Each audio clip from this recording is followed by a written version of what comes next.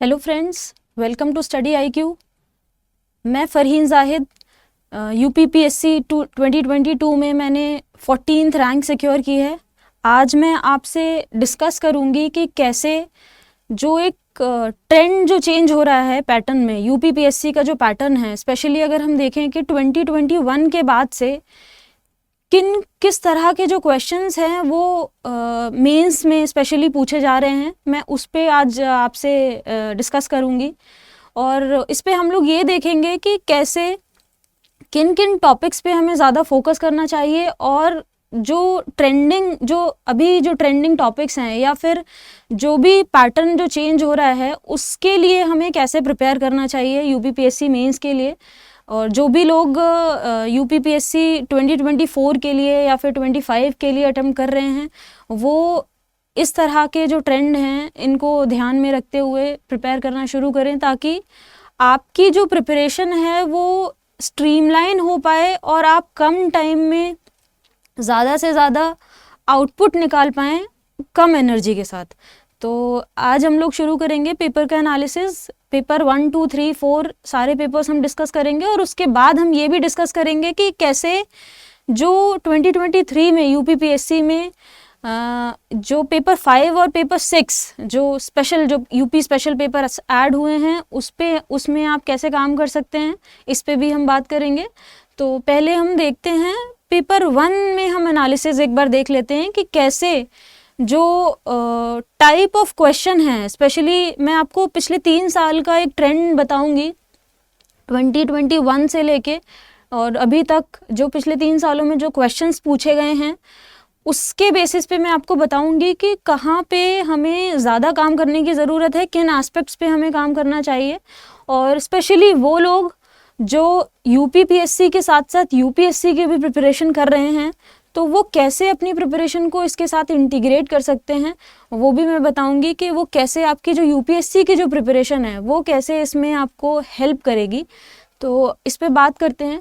सबसे पहले मैं बात करूंगी GS1 की बात करूंगी कि उसमें जो आपका जो ट्रेंड है वो टाइप ऑफ क्वेश्चंस हम देख लेते हैं। जैसे कि अब हम यहाँ पे देखते हैं कि जो अभी रिसेंटली जो 2023 का जो मेंस का पेपर हुआ है उसमें एक क्वेश्चन पूछा है, गिव एन अकाउंट ऑफ वैदिक लिटरेचर।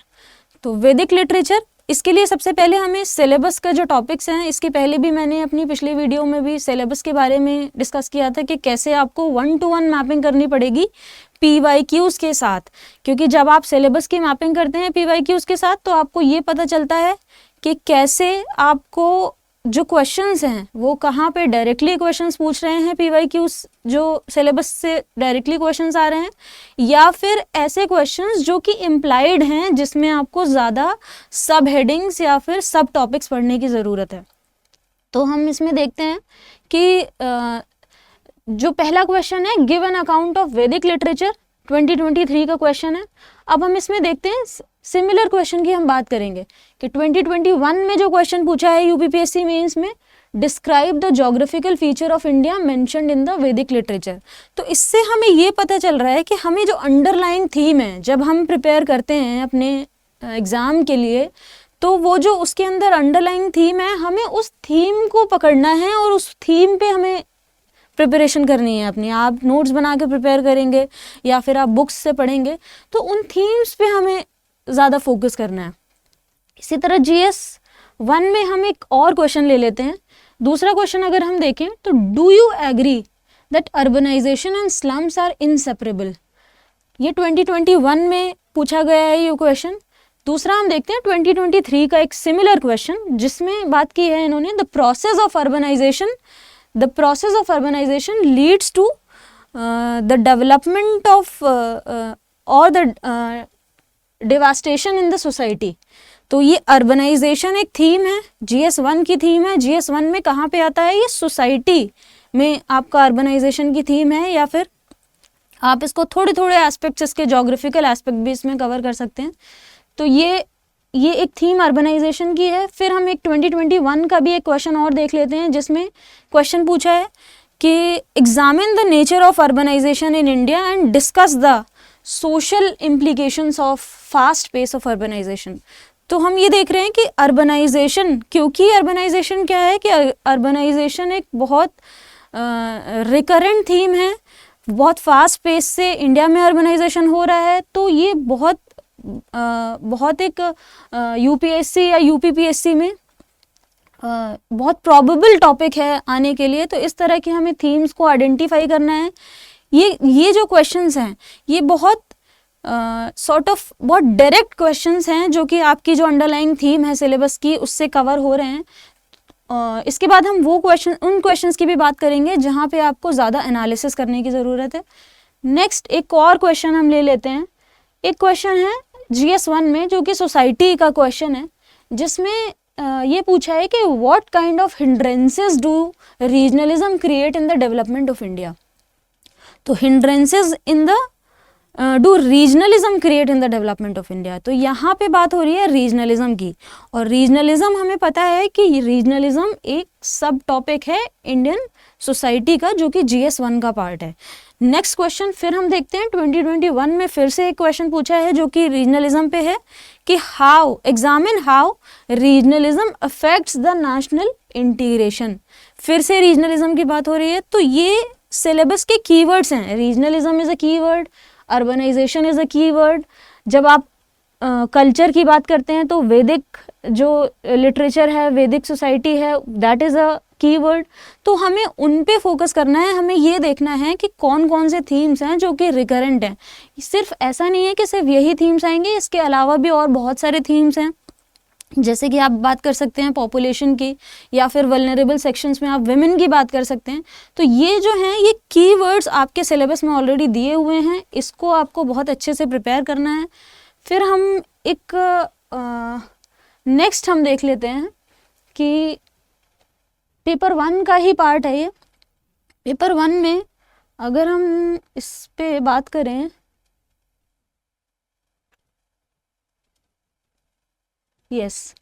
तो क्वेश्चन है throw light on the development of science and technology during Gupta period. तो ये क्वेश्चन पूछा है 2021 GS 1 में, यूपीपीएससी में 2021 में पूछा है। दूसरा क्वेश्चन अगर हम सिमिलर टाइप का देखें तो describe the architectural feature of temples of Nagara style. इसका मतलब क्या था कि एक अंडरलाइंग थीम थी गुप्ता आर्किटेक्चर। जब आप गुप्ता आर्किटेक्चर की बात करते हैं तो आप टेम्पल्स में नॉर्थ इंडियन टेम्पल्स या फिर नगरा आर्किटेक्चर की बात करते हैं। ऑन द सिमिलर लाइंस 2022 में क्वेश्चन पूछा है describe the salient features of modern art and architecture. इसका मतलब ये है कि जो स्पेसिफिक कुछ जो हमारे सिविलाइजेशन में कुछ स्पेसिफिक एम्पायर्स हैं, लार्ज एम्पायर्स हैं, जैसे कि मगधन एम्पायर है। वैदिक सोसाइटी के बाद जब आप हिस्ट्री की बात करते हैं तो वैदिक सोसाइटी के बाद आपका मगधन एम्पायर है, या फिर important Mauryan and post Mauryan empire है। तो वहाँ पे आर्ट एंड आर्किटेक्चर कैसा था, उसका एक स्टैटिक आपको जो कंटेंट है वो तैयार करके रखना है। Any date can be A question. कभी मॉडर्न आर्किटेक्चर में पूछ सकते हैं, कभी गुप्ता आर्किटेक्चर पे, कभी मेडिवल आर्किटेक्चर पे भी क्वेश्चन हो सकता है।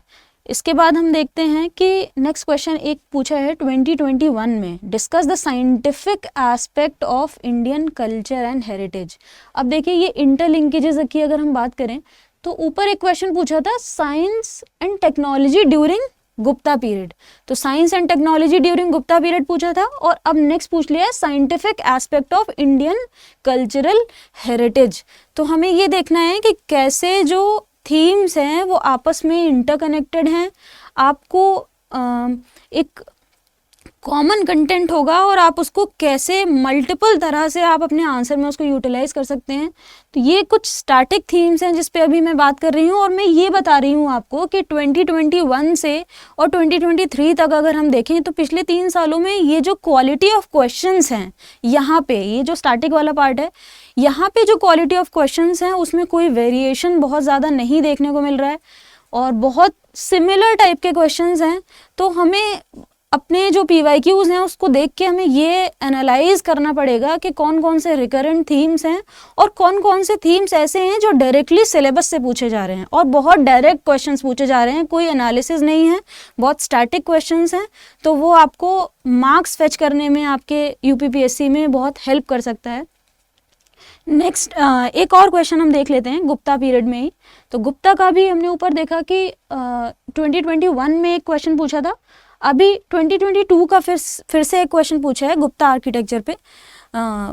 Y Gupta is considered as the golden age in the ancient history. तो जब भी हम गुप्ता आर्किटेक्चर की बात करते हैं in terms of art and architecture, it is called Gupta age is called the golden age of ancient history. तो ये वाली चीज़ जो है हम बार बार देख रहे हैं कि वो जो क्वेश्चन का टाइप है वो थोड़ा सा मॉडिफाई हो रहा है, लेकिन जो क्वेश्चन के अंदर जो थीम पूछी जा रही है वो हर बार सिमिलर लाइंस पे थीम पूछी जा रही है। एक और क्वेश्चन देख लेते हैं हम GS1 में। एक क्वेश्चन पूछा है सोसाइटी के लिए, why social empowerment of women is necessary for inclusive development, elaborate in detail. तो social empowerment of women again GS1 का सोसाइटी जो GS1 में आता है उसका एक टॉपिक है, सब टॉपिक है कि विमेन जो हैं और या फिर जो बेसिक जो कैरेक्टरिस्टिक्स हैं सोसाइटी की वो भी एक थीम है हमारे GS1 के सिलेबस में। फिर again there is a question on the similar lines, do you agree with the statement that crime against women in India is increasing. Again the question is from the underlying theme, जो women की एक theme है GS1 में society में, उससे एक question बनता है। 2023 में क्वेश्चन पूछा गया है। तो हमें ये देखना है कि बार बार कौन कौन से थीम्स ऐसे हैं जो रिपीट हो रहे हैं, जिस पे हम ज़्यादा एफर्ट डाल सकते हैं, जिस पे हम ज़्यादा काम कर सकते हैं। ये तो मैंने डिस्कस आपसे ये किया कि कैसे जो पैटर्न है वो अभी चेंज नहीं हो रहा है, कैसे 21 से 23 तक अगर हम देखते हैं तो जो क्वेश्चंस हैं उनकी क्वालिटी कहाँ पे सिमिलर दिख रही है हमें, कहाँ पे सेम टाइप ऑफ क्वेश्चंस दिख रहे हैं।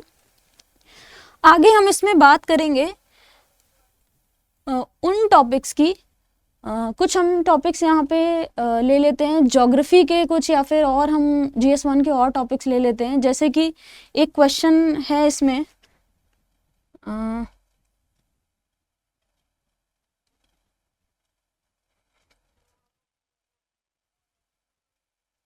यस, तो again the core theme from GS1 population एक थीम है, GS1 का टॉपिक है।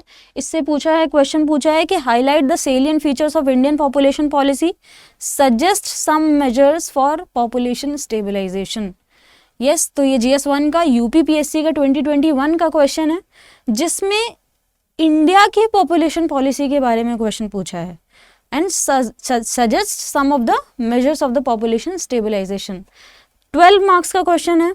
इसमें अगर मैं इस क्वेश्चन को अटेम्प्ट करती तो मैं इंडिया की पॉपुलेशन पॉलिसी के साथ साथ मैं कुछ पॉइंटर्स ऐसे भी यूज़ करती जो कि यूपी के जो पॉपुलेशन पॉलिसी का स्पेसिफिक डेटा है मैं उससे भी सब्सटेंशिएट करने की कोशिश करती, क्योंकि at the end we are writing exam of UPPSC।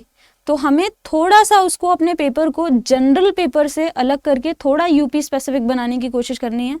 अब क्या हो रहा है कि जो नए पेपर्स आ रहे हैं, पेपर 5 और 6 आने की वजह से जो टाइप ऑफ क्वेश्चन है, अभी हम देखेंगे आगे कुछ 2023 के जो क्वेश्चंस हैं वो काफ़ी जनरल हो गए हैं। उसमें आप बहुत ज़्यादा स्पेसिफिक जो यूपी का कंटेंट है वो यूज़ नहीं कर पाएंगे, क्योंकि पेपर 5 और पेपर 6 में ऑलरेडी यूपी स्पेसिफिक क्वेश्चंस पूछे जा रहे हैं। लेकिन जहाँ कहीं भी अगर हम एक दो हम वैल्यू एडिशन के पॉइंट अगर ऐड कर सकते हैं तो वो हमारे आंसर को एनरिच करेगा, हमारे आंसर में एक वैल्यू ऐड करेगा, और एग्जामिनर को उससे ये फीलिंग आती है कि आपको एक जनरल एक आंसर के अलावा आप you also have specific knowledge about UP. तो ये आपके लिए काफ़ी हेल्पफुल हो सकता है। फिर हम एक और क्वेश्चन इसमें डिस्कस कर लेते हैं। 2021 का एक क्वेश्चन है, what is cyclone, explain the causes and origin of temperate cyclone. Again 2021 के बाद फिर से वो क्वेश्चन पूछा है, write a short note on temperate cyclone, how it impacts India. 2023 का क्वेश्चन है। Again if you talk about 2022 फिर से एक क्वेश्चन पूछा है कि describe the causes of origin, structure and weather associated with tropical cyclones. तो अब ये हम देख रहे हैं कि ज्योग्राफी में जो ट्रॉपिकल साइक्लोन का क्वेश्चन है वो अगेन एंड अगेन किसी ना किसी फॉर्म में रिपीट हो रहा है। तो हमें ये देखना है कि वो जो रिकरेंट थीम है, क्योंकि cyclone is about Indian climate. जब हम इंडियन क्लाइमेट की बात करते हैं तो हम साइक्लोन की बात करते हैं, हम ट्रॉपिकल साइक्लोन की बात करते हैं। जो भी जब हम क्लाइमेटोलॉजी के जो टॉपिक्स पढ़ते हैं अपने ज्योग्राफी के लिए, तो उसमें हम साइक्लोन की बात करते हैं। वेरी इंपॉर्टेंट टॉपिक और बार बार रिपीट हो रहा है ये टॉपिक। तो हमें ये देख के एनालाइज इसको ये करना है कि कुछ ऐसे थीम्स हैं जिसका हमें हमारे पास एक रेडीमेड कंटेंट होना चाहिए, ताकि एग्ज़ाम के टाइम पे जब हम एग्ज़ाम देने जा रहे हैं तो हम उसको अच्छे से प्रिपेयर कर सकते हैं। और इस पे आगे और बात कर लेते हैं। Again there is a question on globalization. जब ग्लोबलाइजेशन की बात करेंगे, GS1 में फिर हम ग्लोबलाइजेशन एक बार देख लेते हैं। क्वेश्चन है define globalization and privatization, discuss their objectives. तो globalization is a theme, globalization privatization एक GS1 का टॉपिक है जो कि बार बार पूछा जाता है, UPPSC में भी और UPSC में भी बार बार पूछा जाता है।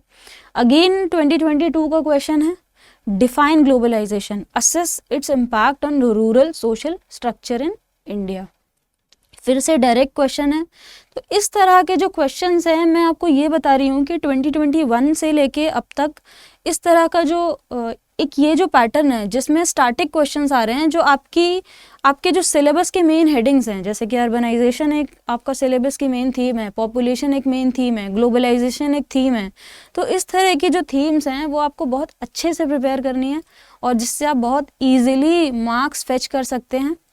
फिर आगे हम इस पे बात करेंगे। एक बार हमने ये ट्रेंड ये देखा कि कहाँ पे चेंज नहीं हो रहा है, कहाँ पे वो जो एक फ्लो है वो कॉन्स्टेंटली सेम है। अब हम बात करेंगे कि एक जो नया एक डिफरेंट फ्लेवर जो मैंने 2023 में एनालाइज किया, उसकी हम बात कर लेते हैं कि कहाँ पे एक चेंज आ रहा है, कहाँ पे आपको ज़्यादा एफर्ट लगाने की ज़रूरत है अपनी मेंस UPSC मेंस में, सॉरी UPPSC मेंस में। तो इसमें एक तो सबसे पहले हम देखते हैं कि एक पहला क्वेश्चन पूछा है, how did Indian culture affect the world during corona pandemic period. तो ये जो एक क्वेश्चन है, this is not static, this question demands innovation and this question demands analysis and also the observation.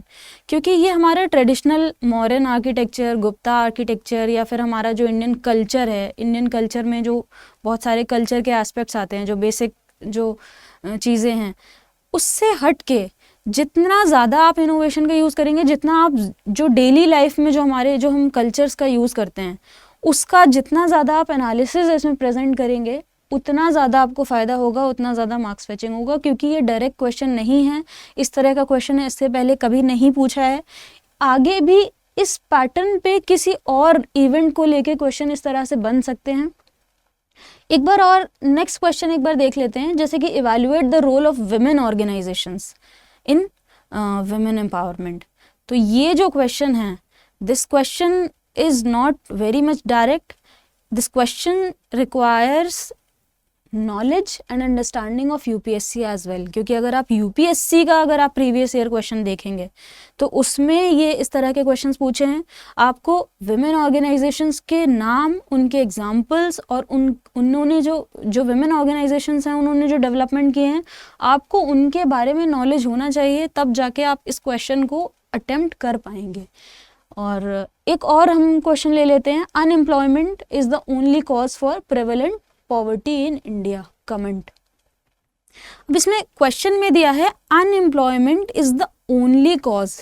Only cause मतलब ये इस तरह के जो क्वेश्चन हैं वो जनरली UPSC में इस तरह के क्वेश्चंस आते हैं जिसमें आपको एक क्रिटिकल एनालिसिस करना होता है क्वेश्चन का। आपको इसमें सवाल समझने की बहुत ज़्यादा ज़रूरत है। डायरेक्टली क्वेश्चन नहीं है अनएम्प्लॉयमेंट पे या फिर पॉवर्टी पे, ये डायरेक्ट क्वेश्चन नहीं है कि डिफाइन पॉवर्टी, कितने टाइप की पॉवर्टी होती हैं, कॉजेस क्या हैं पॉवर्टी के। यहाँ पे एक इनहेरेंट इसके अंदर एक क्वेश्चन छुपा हुआ है जिसके अंदर आपको क्रिटिकल एनालिसिस करना है कि unemployment is the only cause. आप एक बार बताएंगे कि ओनली कॉज है, फिर आप दूसरा एक एस्पेक्ट दिखाएंगे कि no, unemployment is not the only cause. तो इस तरह से जो पेपर है, अब जो नया ट्रेंड है 2023 का जो ट्रेंड है, उसमें एक क्रिटिकल एनालिसिस, एक एंगल आपको देखना पड़ेगा, क्वेश्चन को समझना पड़ेगा, क्वेश्चन की डेप्थ को समझना पड़ेगा। क्योंकि अगर आपने इसमें ये वाला पॉइंट मेंशन कर दिया कि unemployment is the only cause और आपने उसके रीजंस, उसके एग्जांपल्स दे दिए, तो that will address only half part of your question. ये क्वेश्चन फिर आपका कंप्लीट नहीं माना जाएगा। इसलिए आपको ये देखना है कि अब जो नया ट्रेंड आ रहा है उसमें आपको क्वेश्चन की डेप्थ को समझना पड़ेगा। नेक्स्ट एक और क्वेश्चन ले लेते हैं।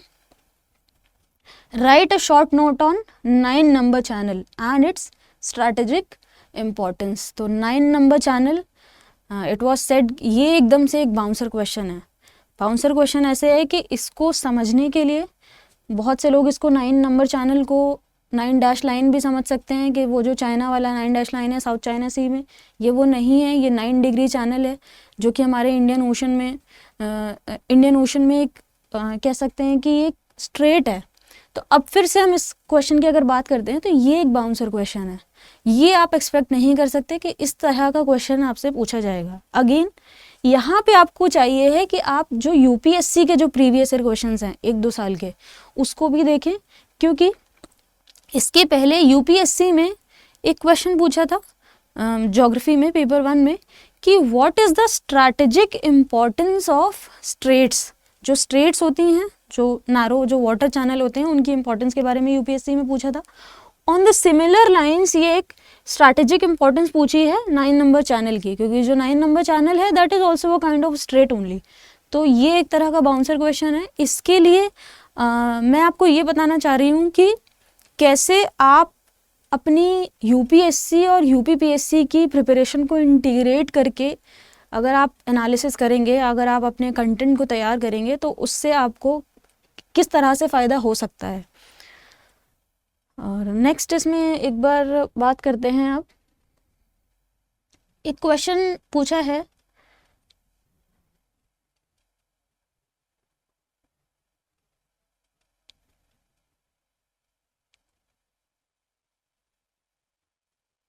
यस, अगेन जो चेंजिंग ट्रेंड है, हम उसकी बात कर रहे थे अभी। Underlying ideological dimensions of the uprising of 1857।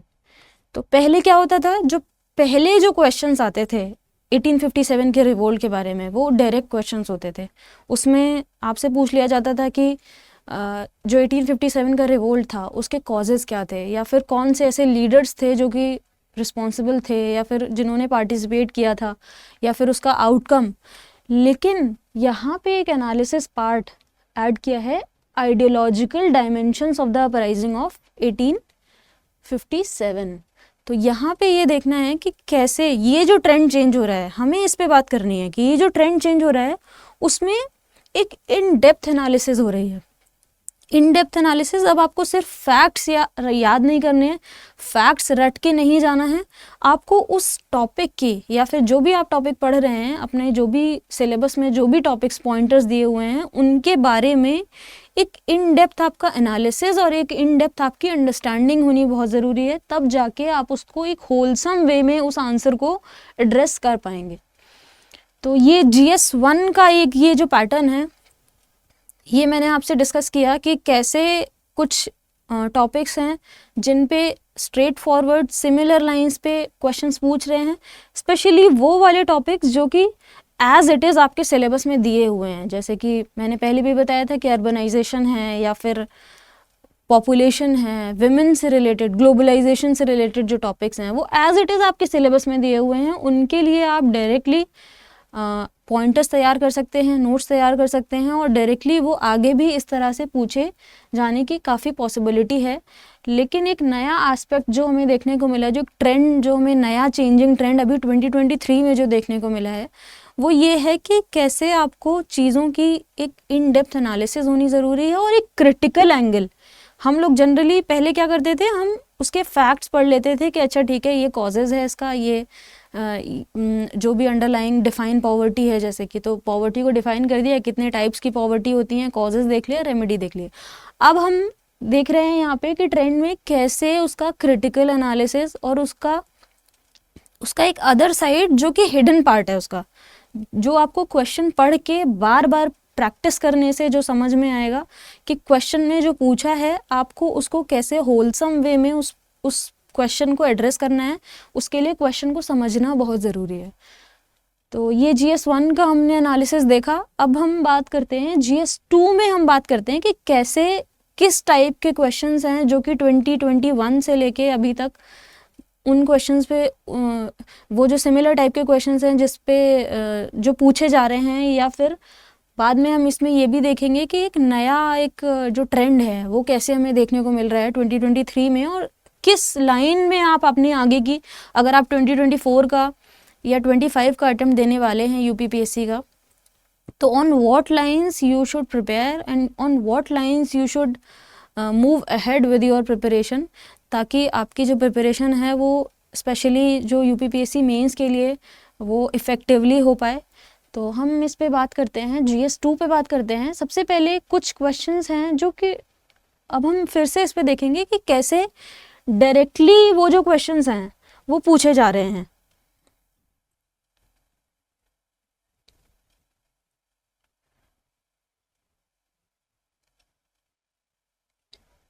तो GS2 में कुछ पॉलिटी के, कुछ गवर्नेंस के टॉपिक्स हैं। अगर आप प्रिपेयर करना आपने शुरू कर दिया है तो आपने सिलेबस भी देखा होगा, that is very important part of the preparation.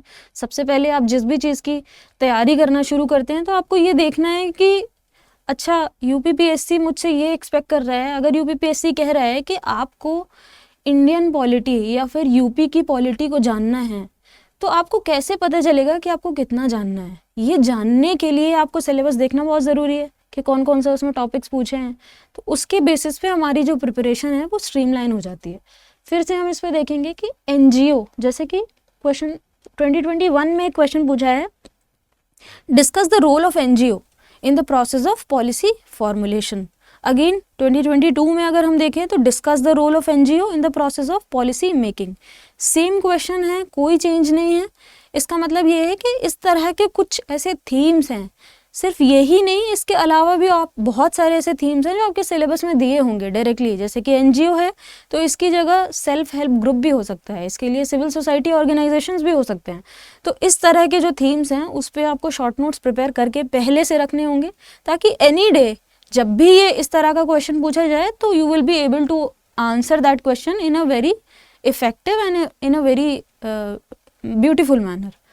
तो इसमें नेक्स्ट एक और टॉपिक देख लेते हैं जो कि रिकरेंट, जो मेरे हिसाब से बार बार पूछा जा रहा है, इसके पहले भी पूछा जा चुका है।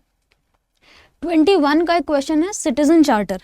Citizen charter in India could not become effective, there is a need to make it effective and meaningful, evaluate। तो ये क्वेश्चन, सिटीजन चार्टर एक थीम है, इसमें हमें क्वेश्चन एक किसी थीम पे क्या क्या पूछा जा सकता है, किस किस तरह से उसके डायमेंशंस को कवर किए जा सकते हैं, हमें इस पे ये भी देखना है कि एक सिटीजन चार्टर की थीम है। आपको उस पे सिटीजन चार्टर में जब आप नोट मेकिंग करेंगे या फिर सिटीजन चार्टर के बारे में पढ़ेंगे, तो कोई भी क्वेश्चन जो कि सिटीजन चार्टर से रिलेटेड आता है तो you will be able to answer that question. ऐसे आपको नोट्स प्रिपेयर करने हैं उसमें। तो नेक्स्ट एक 2023 का इसमें क्वेश्चन देख लेते हैं। What is citizen charter, what is its role in welfare of citizens. Again citizen charter का क्वेश्चन है, रिपीट हो रही है, थीम रिपीट हो रही है। तो मैं बार बार आपसे ये बोल रही हूँ कि कौन से ऐसे टॉपिक्स हैं जिनको आपको आइडेंटिफाई करना है, जो कि पिछले 3 साल के पेपर्स को देख के, अगर आप 24 का अटेम्प्ट देने वाले हैं, 25 का अटेम्प्ट देने वाले हैं, तो पिछले एटलीस्ट 3 साल के, 4 साल के पेपर्स में आपको ये देखना है कि कौन से ऐसे टॉपिक्स हैं जो कि बार बार पूछे जा रहे हैं एज इट इज़, या फिर किसी थोड़े बहुत किसी तरह के मॉडिफिकेशन के साथ। तो उन टॉपिक्स पे आपको फोकस करना है। फिर एक और क्वेश्चन हम ले लेते हैं, GS2 का क्वेश्चन है, ये गवर्नेंस का क्वेश्चन है। तो इसमें क्वेश्चन ये पूछा है कि how the issues related to hunger and poverty in India are impinging upon the electoral politics. Again 2022 का क्वेश्चन है, what are the fundamental causes of poverty and hunger, what are the government schemes which have been implemented to eliminate poverty and hunger. तो theme क्या है इसकी? Poverty and hunger. Poverty and hunger आपकी जो theme है वो GS1 में भी कवर हो सकती है, GS2 में भी कवर हो सकती है। बहुत इंपॉर्टेंट थीम है, इसको आप मल्टीपल तरह से, और पॉवर्टी एंड हंगर सिर्फ एक GS के आंसर में नहीं, आप अपने UPPSC के essay के लिए भी इसकी प्रिपरेशन कर सकते हैं। It can be a topic any time in your essay also. तो इसके लिए इस तरह के जो टॉपिक्स हैं उसमें आपको नोट मेकिंग करनी है। इसके मैंने अपने एक दूसरे सेशन में आपको ये भी बताया था कि आपको जो नोट्स प्रिपेयर करने हैं वो कैसे कॉम्प्रिहेंसिवली प्रिपेयर करने हैं, आप उसको रेफ़र कर सकते हैं। नेक्स्ट बात करते हैं, यस अगेन हम पॉलिटी वाले पार्ट में जब जाएंगे, पॉलिटी जब हम डिस्कस करेंगे,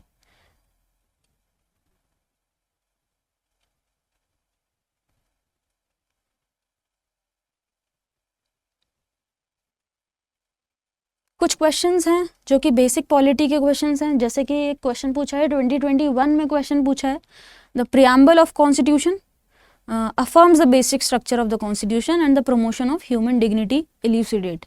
तो ये जो क्वेश्चन है प्रियम्बल का क्वेश्चन है, और प्रियम्बल को कैसे बेसिक स्ट्रक्चर से कनेक्ट किया है।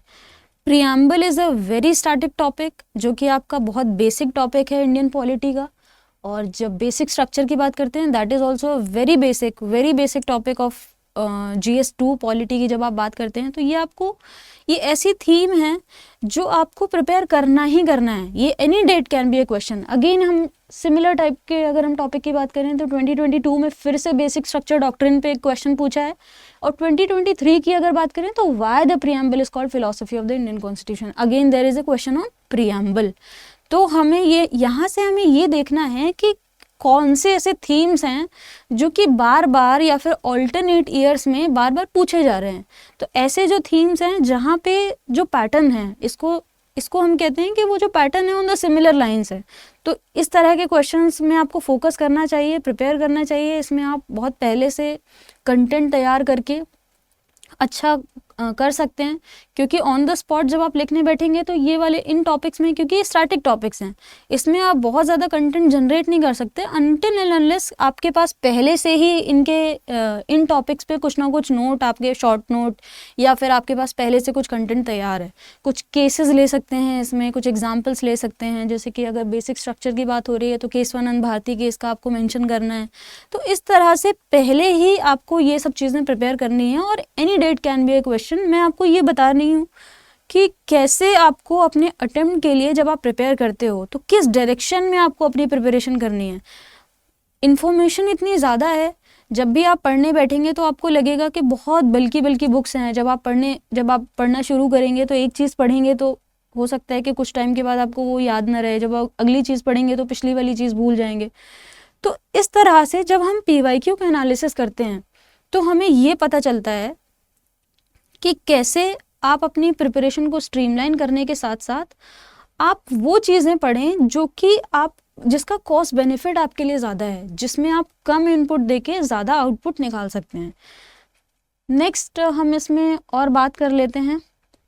अगेन हम यूपी के, अगर हम GS2 की बात करेंगे तो स्टैटिक टॉपिक्स में से फेडरलिज्म बहुत स्टैटिक टॉपिक है, इंपॉर्टेंट टॉपिक है, डायरेक्ट थीम है पेपर की। फेडरलिज्म पे क्वेश्चन पूछा है 2021 में कि describe the financial relations between centre and the state. Again 2022 में क्वेश्चन है कि critically examine the role of finance commission in the centre state financial relations. तो ये बहुत डायरेक्ट क्वेश्चन है, इस तरह के क्वेश्चंस को आपको प्रिपेयर करना है। इसी तरह की जो कॉन्स्टिट्यूशनल बॉडीज़ हैं, जो कॉन्स्टिट्यूशनल और नॉन कॉन्स्टिट्यूशनल बॉडीज़ हैं, वो इम्पॉर्टेंट थीम है। आप लक्ष्मीकांत से कवर करते हैं, अपने प्रीलिम्स के लिए भी कवर करते हैं, उसको आपको अच्छे से मेंस के लिए भी प्रिपेयर करना है। क्योंकि ये जो ट्रेंड है, इस तरह के जो क्वेश्चंस हैं, जो स्टैटिक क्वेश्चंस हैं, उनका ट्रेंड चेंज नहीं हो रहा है। वो आपको जो पिछले अटेम्प्ट्स में पूछे जा रहे थे क्वेश्चंस, उसी तरह के क्वेश्चंस आगे भी पूछे जाएंगे। नेक्स्ट एक और क्वेश्चन इसमें देख लेते हैं, parliamentary committee. Again a very important topic. Parliamentary committee बहुत आपका डायरेक्टली पार्लियामेंट के चैप्टर से आपका जो GS2 की थीम है उसको कवर करता है। पार्लियामेंट्री कमेटी UPSC में भी और UPPSC में again and again this becomes a very recurrent theme. और फिर से इसमें 22 में फिर से एक क्वेश्चन पूछा है कमिटीज़ के बारे में, और यहाँ पे स्पेसिफिकली एस्टिमेट्स कमेटी पूछ लिया है। अभी एस्टिमेट्स कमेटी पूछा है आपको, इसमें और जो पार्लियामेंट्री इंपॉर्टेंट कमिटीज़ हैं, पब्लिक अकाउंट्स कमेटी है, या फिर जो departmentally standing related standing committees हैं, तो उस तरह की जो कमिटीज़ हैं वो आपको इसमें कवर पहले से करनी है, क्योंकि ये क्वेश्चन कभी भी ज़रूरी नहीं है हमेशा पार्लियामेंट्री कमेटी डायरेक्टली क्वेश्चन होगा, लेकिन पार्लियामेंट्री कमेटी के बारे में आपको पता होना चाहिए। ये इससे आप अपने जो पेपर है उसमें मार्क्स को आप मैक्सिमाइज कर सकते हैं, क्योंकि कोशिश हमें ये करनी है कि अगर 20 क्वेश्चंस आ रहे हैं तो 20 क्वेश्चंस में जो 16 ऐसे क्वेश्चंस हैं जो कि आपको आते ही होंगे, उनके बारे में आपको नॉलेज होगी, लेकिन उसको आप स्ट्रीमलाइन कैसे करोगे, आप उसको कैसे अच्छे से विद इन टाइम आप उसको कैसे प्रेजेंट करोगे, इसके लिए आपको ये देखना बहुत ज़रूरी है कि पिछले जो प्रीवियस ईयर्स के जो क्वेश्चंस हैं उसमें ट्रेंड क्या रहा है। नेक्स्ट इस पे बात करते हैं GS2 में अब हमें क्या डिफरेंट देखने को मिला है 2023 के पेपर में।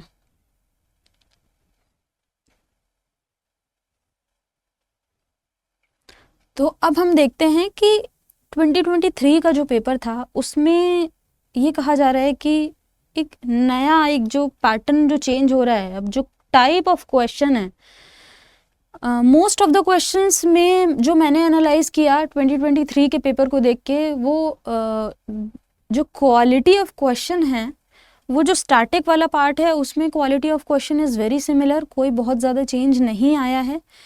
और कुछ जगहों पे जहाँ पे ज़्यादा एनालिसिस करने की ज़रूरत है वो एक एस्पेक्ट ऐड ऑन हो रहा है, that is very much inspired from the previous year questions of UPSC also, क्योंकि यूपीएससी का ये ट्रेंड हमेशा से रहा है कि वो एनालिटिकल पार्ट पे फोकस करते हैं। तो इस पे एक क्वेश्चन हम देखते हैं, जैसे कि क्वेश्चन पूछा है कि why the 42nd amendment is called a revision of the Indian constitution. इसमें जो क्वेश्चन 42nd अमेंडमेंट पे पूछा है that requires very intensive knowledge. आपको जैसे यूपीएससी के जो लेवल की नॉलेज होती है, आपको उस डेप्थ के साथ क्यों कहा जा रहा है रिवीजन ऑफ इंडियन कॉन्स्टिट्यूशन, क्योंकि अब आपको इसमें ये बताना है पड़ेगा कि पिछला क्या था और इससे जो अमेंडमेंट्स हुए हैं वो ऐसे क्या अमेंडमेंट्स हुए हैं जिसकी वजह से ये revision of the Indian constitution है। तो उसके लिए डिटेल स्टडी, सिर्फ आपको केशवानंद भारती केस पता होना ज़रूरी नहीं, इसमें ऐड ऑन करने के लिए सिर्फ केशवानंद भारती से काम नहीं चलेगा। आपको 42nd अमेंडमेंट के क्या क्या प्रोविजंस थे, कुछ डिटेल्ड प्रोविजंस उसमें पता होना चाहिए, दैट रिक्वायर्स इंटेंसिव नॉलेज। तो यहाँ पे इस तरह के जो क्वेश्चंस हैं, यहाँ पे एक जो ट्रेंड है वो चेंज हो रहा है या फिर देखने को मिल रहा है। इस तरह के क्वेश्चंस जो पहले रिलेटिवली नहीं पूछे जा रहे थे। अब हम एक और क्वेश्चन की बात करते हैं, जैसे कि नेक्स्ट एक क्वेश्चन है, mention the 3 demerits of judicial activism. ये जो क्वेश्चन है जुडिशियल एक्टिविज्म, मोस्टली हम क्या करते हैं कि हम जुडिशियल एक्टिविज्म या फिर इस तरह की चीज़ें पढ़ते हैं, हम बात करते हैं मेरिट्स की, उनके कि क्यों हो रहा है जुडिशियल एक्टिविज्म, या फिर कुछ केसेस हम देखेंगे। अब यहाँ पे हमें चाहिए कि एक in depth analysis of the concept. जब आप किसी कॉन्सेप्ट की इन डेप्थ एनालिसिस करेंगे तो उसमें आप उसके प्रोज एंड कॉन्स, फिर आप क्रिटिकल एनालिसिस तब कर पाएंगे। तो ये जो पैटर्न है, ये जो इस टाइप के जो क्वेश्चंस हैं, ये पैटर्न एक नया देखने को मिल रहा है यूपीपीएससी में। और आगे भी जो टाइप ऑफ क्वेश्चंस आएंगे वो ज़्यादा उसमें डिटेल्ड एनालिसिस और ज़्यादा इंटेंसिव, आपको एक डेप्थ की ज़रूरत होगी अपनी प्रिपरेशन में। फिर हम एक और बात कर लेते हैं, transparency and accountability are complementary to each other, comment. तो ये जो क्वेश्चन है ट्रांसपेरेंसी एंड अकाउंटेबिलिटी, ये बहुत ओपन एंडेड क्वेश्चन है, आप मल्टीपल तरह से इसको आंसर कर सकते हैं, लेकिन इसके लिए ट्रांसपेरेंसी और अकाउंटेबिलिटी कैसे इंटर रिलेटेड हैं उसकी एक कॉन्सेप्चुअल अंडरस्टैंडिंग बहुत ज़रूरी है। लेकिन आप हवा में बातें नहीं कर सकते इसमें, क्योंकि ट्रांसपेरेंसी अकाउंटेबिलिटी सिर्फ एक टर्म है। अब आप इसको सब्सटैंशिएट कैसे करेंगे? तो सब्सटैंशिएट करने के लिए आपको इसमें चाहिए होंगे एग्जाम्पल्स। तो मैं ये देख पा रही हूँ 2023 के पेपर को देखते हुए कि आपको कैसे अब अपने आंसर्स को सिर्फ थ्योरी के साथ नहीं, लेकिन उसको सब्सटैंशिएशन की तरफ भी लेके कैसे जाना है, आप कैसे नए नए एग्जाम्पल्स ऐड कर सकते हैं। इसीलिए अब जो प्रिपरेशन है उसमें न्यूज़पेपर की इम्पोर्टेंस और ज़्यादा बढ़ गई है, या फिर जो इश्यूज़ हैं, जो करंट इश्यूज़ हैं, उनको आप कैसे इसके कंटेक्स्ट में आप एग्जाम्पल्स के साथ कैसे आप ऐड करेंगे, वो चीज़ें ज़्यादा इम्पॉर्टेंट हो गई हैं। तो ये इस तरह के जो क्वेश्चंस हैं वो पहले नहीं पूछे जा रहे थे, बहुत डायरेक्ट क्वेश्चन पूछे जा रहे थे। एक थीम थी, जैसे कि फॉर एग्जांपल पिछला भी पूछा था कि ग्लोबलाइजेशन है, तो ग्लोबलाइजेशन में डिफाइन ग्लोबलाइजेशन, उसके कॉजेज़ क्या हैं, उसका इम्पैक्ट क्या है। लेकिन अब क्या है, यहाँ पे जो क्वेश्चन पूछे जा रहे हैं ये थोड़े एनालिटिकल क्वेश्चन है, जिसमें आपको एक अंडरस्टैंडिंग, एक आपको एक समझ चाहिए है उन चीज़ों की। और ये एक ऐसा टॉपिक है, ये किसी आप गवर्नेंस में बात करेंगे, लेकिन ट्रांसपेरेंसी, अकाउंटेबिलिटी आप किसी एक पर्टिकुलर एग्जाम्पल को देके नहीं समझा सकते। जो जितने ज़्यादा डाइवर्सिफाइड एग्जाम्पल्स का यूज़ करेगा, जितना ज़्यादा इसमें सब्सटेंशिएशन करेगा, उसको उतने ज़्यादा उसमें मार्क्स फेच करने की पॉसिबिलिटी उतनी ज़्यादा रहेगी। नेक्स्ट हम इसमें और कुछ क्वेश्चंस लेते हैं, जैसे कि IR में क्वेश्चन पूछा है, the failure of SAARC, the failure of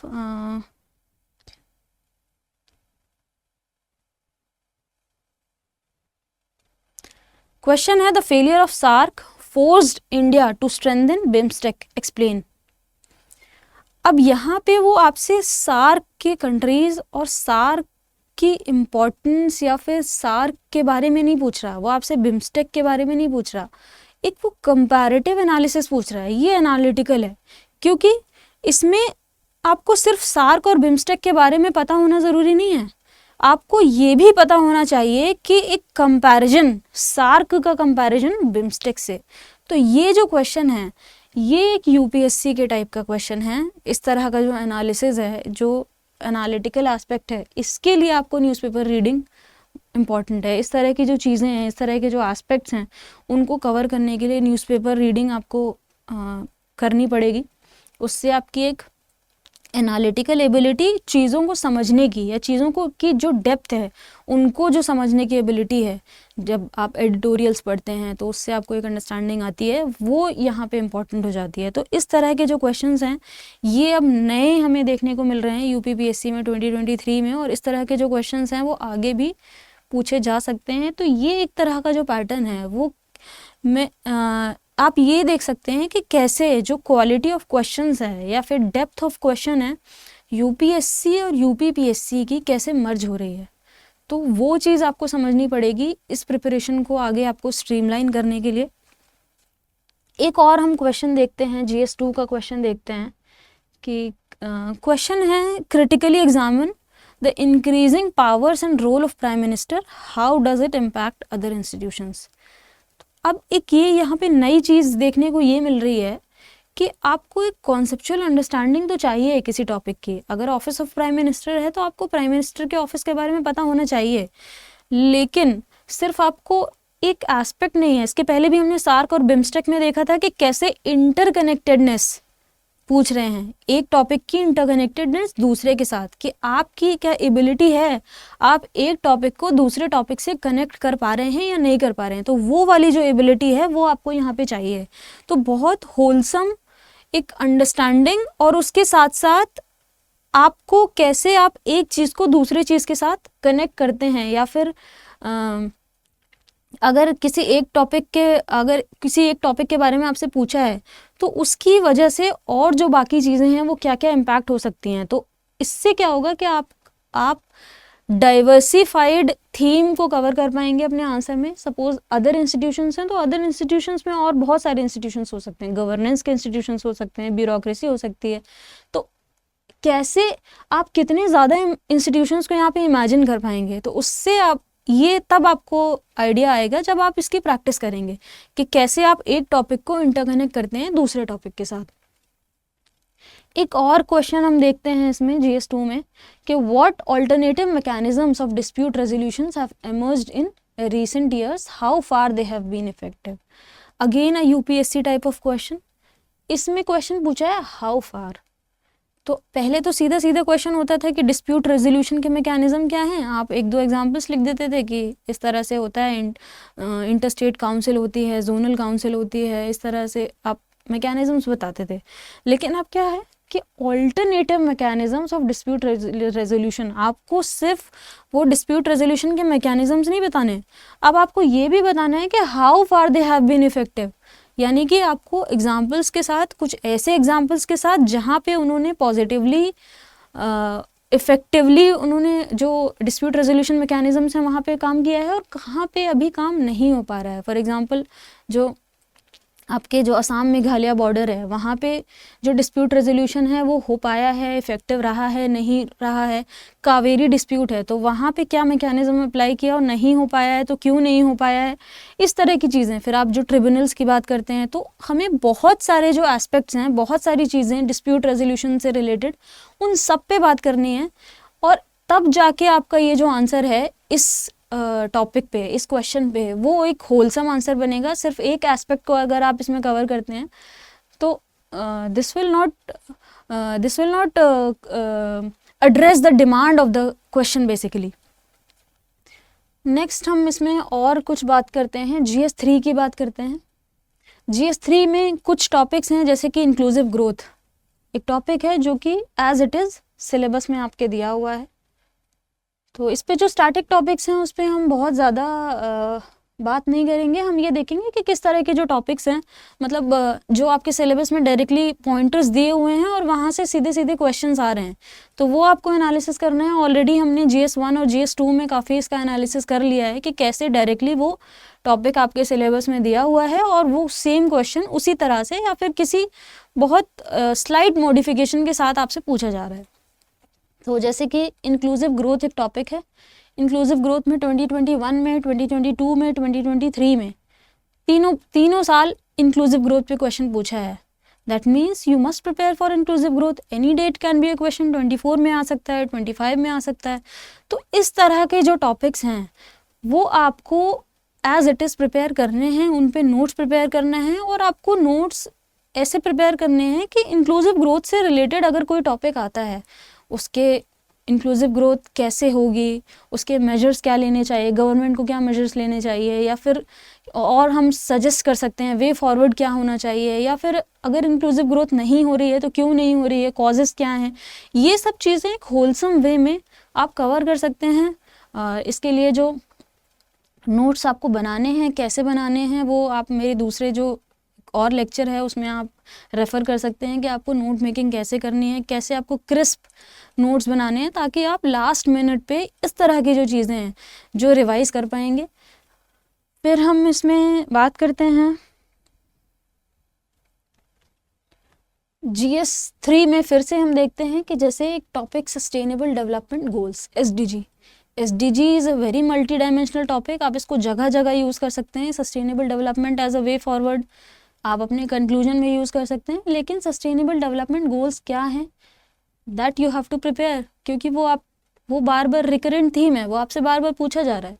तो सस्टेनेबल डेवलपमेंट गोल्स आपसे 2021 में पूछा है, 23 में पूछा है। इसी तरह में एक और अगर हम क्वेश्चन देखें, technology in agriculture, e technology in the aid of farmers.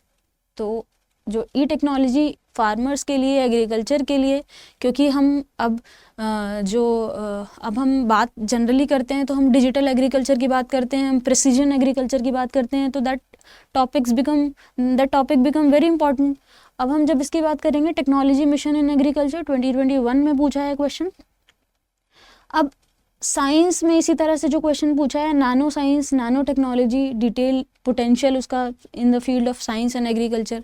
तो कैसे टेक्नोलॉजी को एग्रीकल्चर से हमें जोड़ना है, या फिर कौन कौन सी हम टेक्नोलॉजी को, आप अलग अलग तरह से अपने नोट को प्रिपेयर कर सकते हैं। आप बता सकते हैं कि कैसे प्री हार्वेस्ट लेवल पे, या फिर आपका सोइंग के लेवल पे, हार्वेस्टिंग के लेवल पे कौन कौन सी टेक्नोलॉजीज़ कैसे यूज़ हो रही हैं, उसको आप मल्टीपल तरह से अपने आंसर्स में रिफ्लेक्ट कर सकते हैं। ये कुछ ऐसे थीम्स हैं जो कि सिलेबस का जो टॉपिक है, जो सिलेबस का पॉइंटर है, वहाँ से डायरेक्ट थीम है, और यहाँ पे आपको अपने शॉर्ट नोट प्रिपेयर करने पड़ेंगे ताकि आप इफ़ेक्टिवली जब भी ये क्वेश्चन आएगा तो आप उसको आंसर कर पाएँ।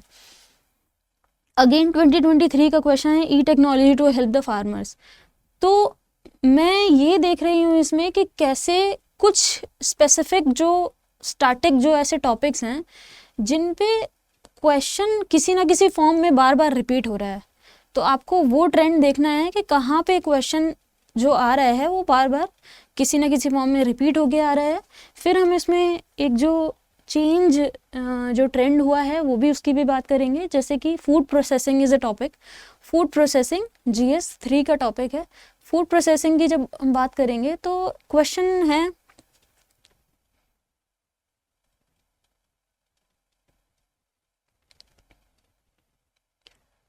फॉर एग्जाम्पल क्वेश्चन पूछा है कि what is supply chain management, highlight its importance in the context of food processing industry in India. Again there is a question, 2023 का क्वेश्चन है कि evaluate the policies of government of India regarding promotion of food processing and related industries.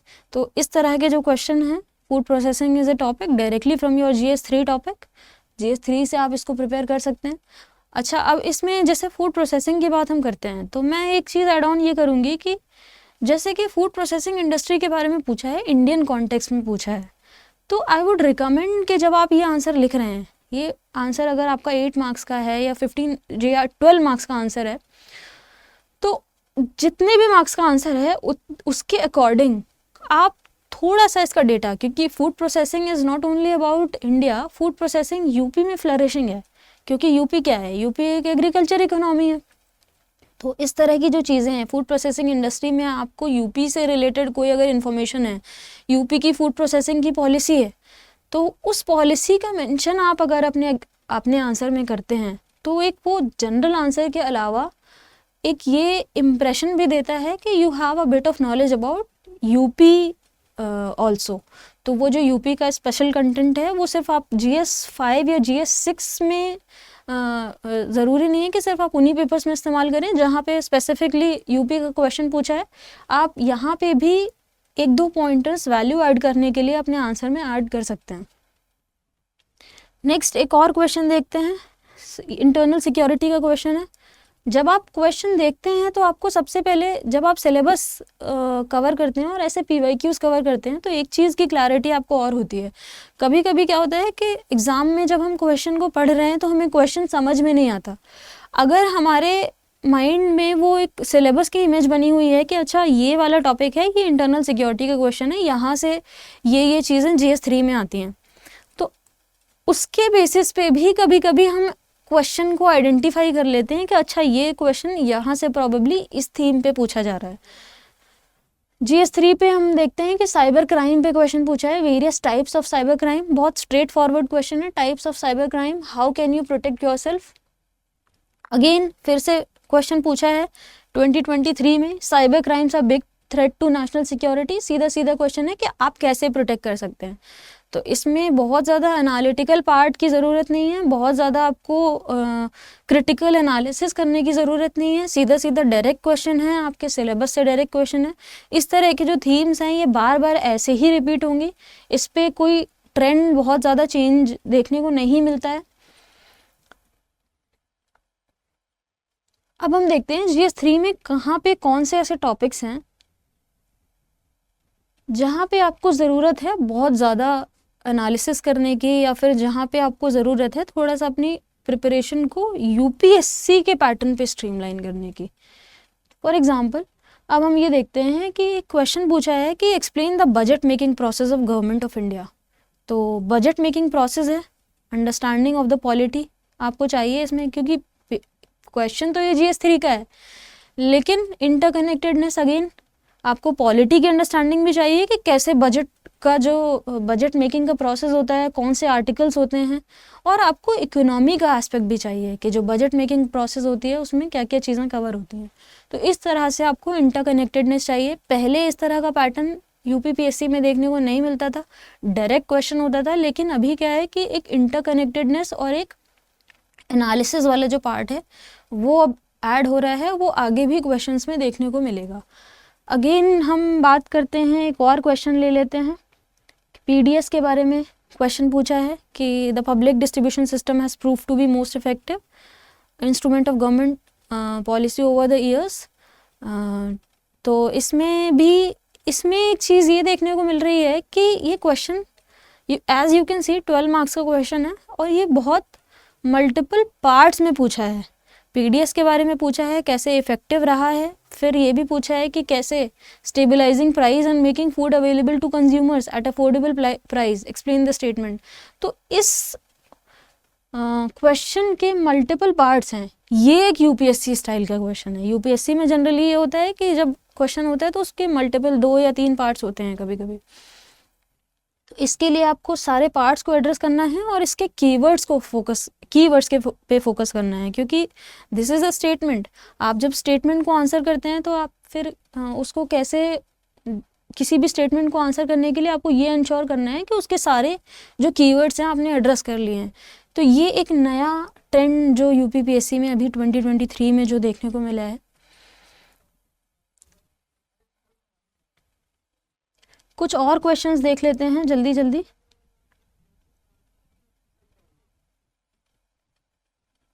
Again there is a question GS3 में, what are India's main achievements in biotechnology and how will these help in the upliftment of poor sections of society।